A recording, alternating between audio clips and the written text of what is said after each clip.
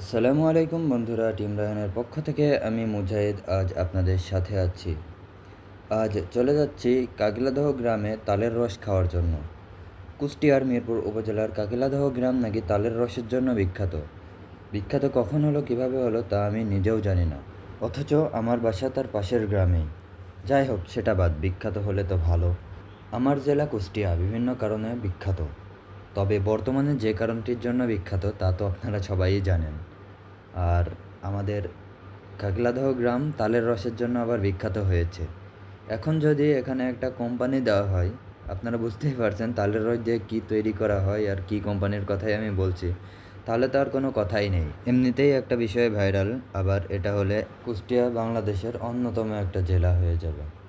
আগে ভাবতাম কুষ্টিয়ায় জন্মগ্রহণ করে আমি গর্বিত। হ্যাঁ, সত্যি আমি কুষ্টিয়ায় জন্মগ্রহণ করে গর্বিত, কিন্তু হঠাৎ করে শব্দটা গর্বিত থেকে গর্ভীভূত হয়ে যাবে তা আমি কল্পনা করতে পারিনি।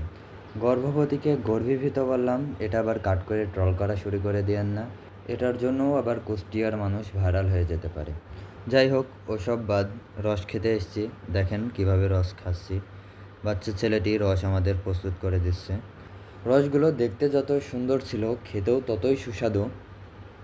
দেখতেই পারছেন রসগুলো কি পরিষ্কার। এক গ্লাস রস মাত্র 10 টাকা। আপনারা কবে রস খেতে আসছেন তা জানাবেন।